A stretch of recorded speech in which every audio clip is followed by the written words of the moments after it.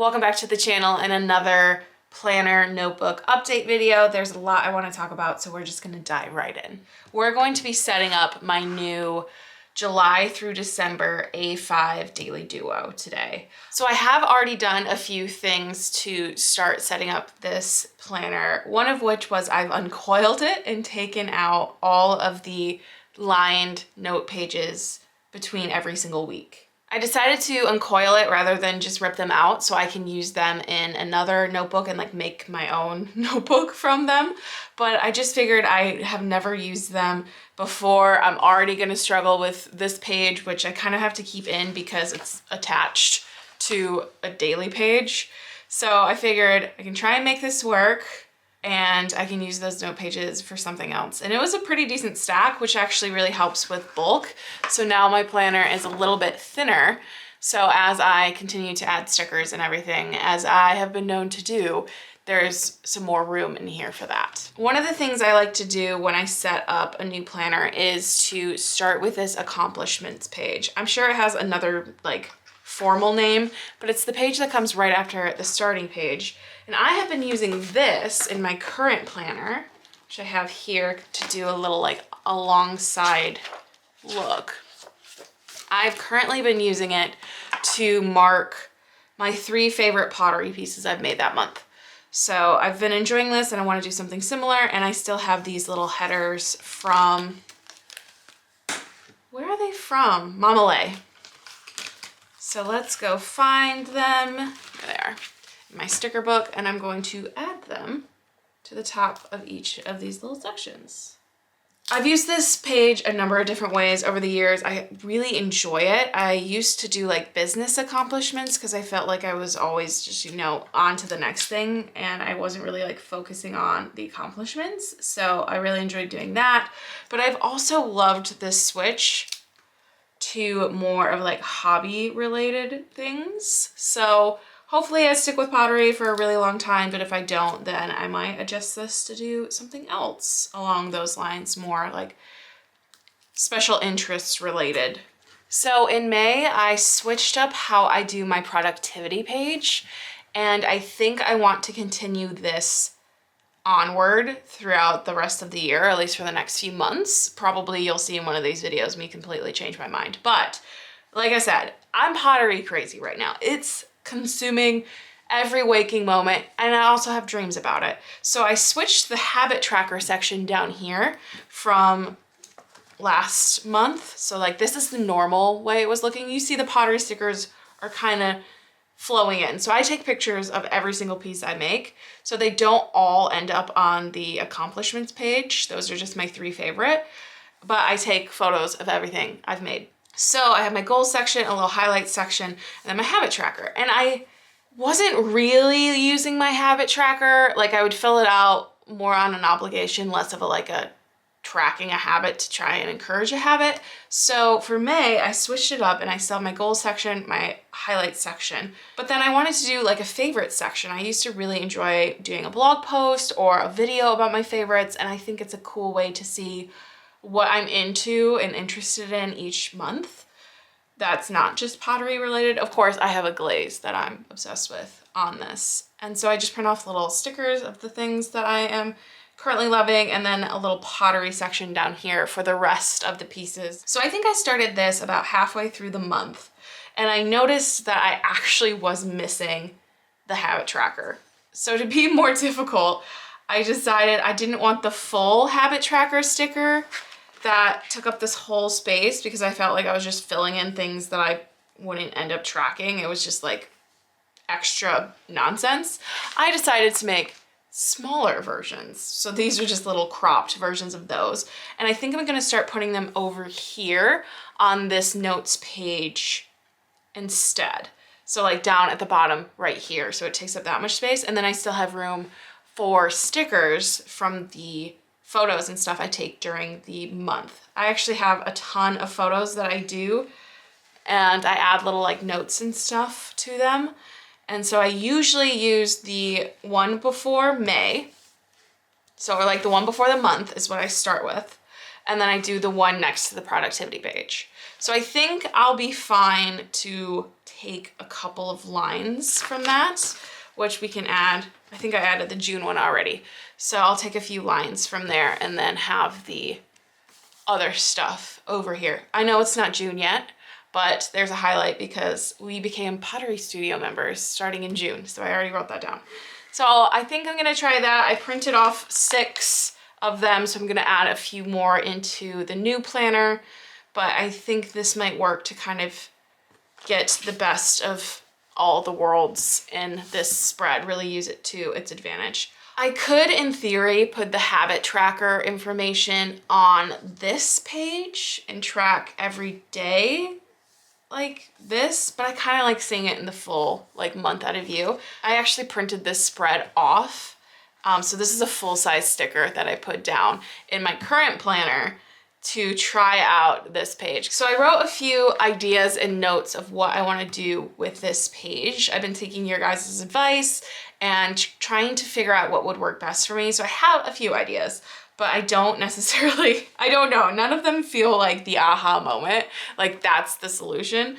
So I want to write like the header up here, write the week of like the 1st through the 7th for this particular page. And then I'm gonna put the date next to the day. And then I thought maybe over here in these like 4 spots, I can put like 4 good things that happened that day and do kind of like a gratitude thing.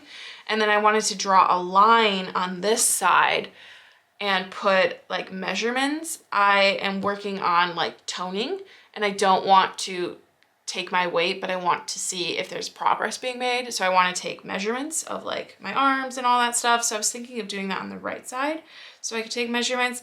I don't think I need to take them every day though. So that feels like a little obsessive. So maybe not. And this just keeps happening. I'll have an idea. I'm like, oh, that's a good idea. And then I'll overthink myself out of the idea. So I could do a meal tracker, like what I've eaten, but I can't do a meal planner because I'll never stick with it. Like I know myself, I'm not a meal planner girly. I'm not a long-term goals girly. So still struggling, but I made large version stickers. I made the full to scale sticker and put it in my current one to try it out for the next couple of weeks.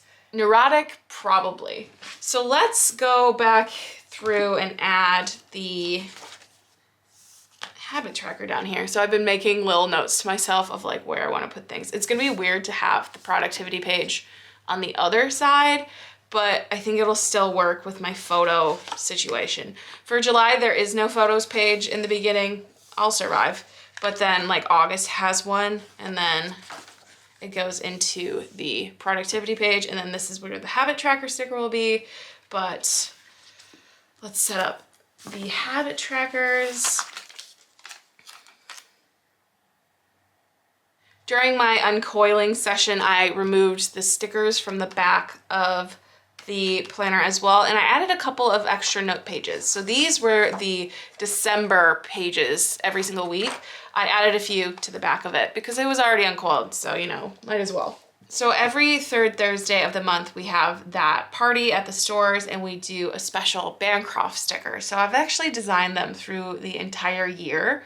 I don't know if I'm gonna continue doing them starting in 2025. They might just switch to an only themed sticker, but we'll see. But so far I still have the rest of the year. So I always save one of them and put it on the 3rd Thursday daily page.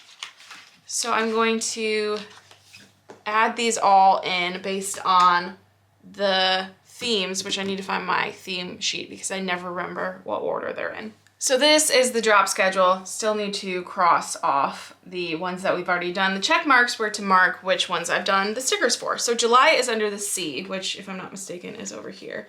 So I just add the little sticker to the bottom part of this like open space. I like to take the like flyers we make or any sort of like marketing materials we have and make stickers of those as well. I think it's just a really cool way to document and preserve like the things we've created in a way that like I'll actually save these planners and look back on them. So it's just nice to have this little like keepsake scrapbook of sorts of everything.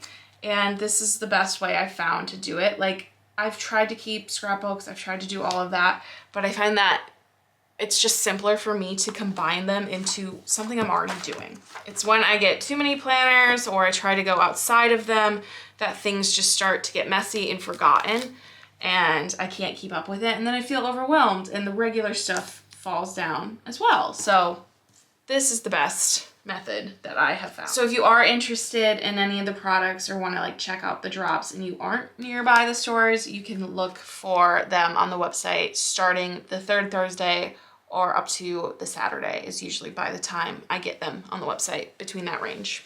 I think I'm also going to be annoying to my future self and put in the third Thursday in my book club stickers, because I love to do that, where I just like set things up and just get in the way of myself, because they're always on the same date. So book club is always on the second Thursday.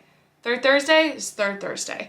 And then I'm starting another event, another reoccurring thing. It's going to be a craft club at Oh Hello. So you can just bring your craft stuff. There might be themes to it, but more or less I wanted to create a little like crafting community, like the way things used to be with the planner world, where you could come and just hang out with fellow crafty people and do your crafts. So I figured I could bring like my junk journal and do that there. I don't know, there's no structure. The first one is in June, so the first Friday in June, and I won't be able to attend. So my trusty MJ will be the one doing it for the first time. But we'll see. Like, I don't even know if we should do it on the July 5th because it's like during Independence Day. Would anyone come? Or is it the perfect activity for people who don't do anything for the 4th of July? Like, these are the questions that plague me, guys. I overanalyze to a fault. So I think that's all I want to update and set up in my July start planner. I will show you guys the July spread or where it's at in the next update video, because I tend to start planning the month like a month or two ahead. So now that June's almost here, I'm gonna start laying out July as like events and things come in. So this is what June looks like. It's Pride Month. We are doing a Pride booth on my actual birthday. I feel like it's very cool that my birthday's on Grand Rapids Pride this year. My friend Lauren, who I went to the Taylor Swift concert, who's been my friend forever. You know Lauren. If you've been around here a while, you know Lauren. So this is my little spread. This is my Pride Bancroft. This is the sticker that will go, that people can get on the third Thursday. If you place an order on the website of any of the drop products, you'll get a Bancroft sticker with your order too, just in case you cared. So now that we've talked about planners for ages and ages and ages, let's do a little bit of commonplace update. It's gonna be a brief update because I haven't really done much commonplacing this month. I think you guys saw this stuff last month, but this is all I've really done for this month. I tend to find that I commonplace what I'm currently like super interested in, but pottery is harder to commonplace about because I'm literally doing it with my hands and making things. I'm not really sure how to incorporate that into commonplacing. I do have like inspirational photos that I've added and that sort of thing, but I haven't really been spending a lot of time in my journals because I've been doing other projects, which I think is okay. Commonplace, I don't think you need to do every single day or anything like that. But what I have done this month is this spread about 23 emotions people feel but can't explain. I highlighted some of my favorite words and then wrote a little bit of a blurb about that, added this cute little drawing that I really thought was super cute. And then I am writing my notes and quotes and thoughts for the June book club. It definitely feels like commonplacing lags depending on where my interests are. If I'm reading poetry, there's a ton more commonplacing. Taylor Swift's album came out, all that stuff. So if I'm reading more books, I'm doing more commonplacing. But if I'm doing things like pottery or stuff with my hands, there's a lot less commonplacing. And I think that's totally fine. But I do kind of miss being in her more regularly. That was a terrible, terrible way to say that. So let's pretend that never happened. So that is the commonplace update. I do wish I had spent more time in it, but I'm also not gonna put too much pressure on myself. It is and will be, and there's no rush to this. Thank you guys so much for hanging out with me for this month's planner and notebook update. This is my favorite video to film right now, and I think you guys seem to enjoy it too. So thanks again for watching, and I'll see you in the next one. Bye.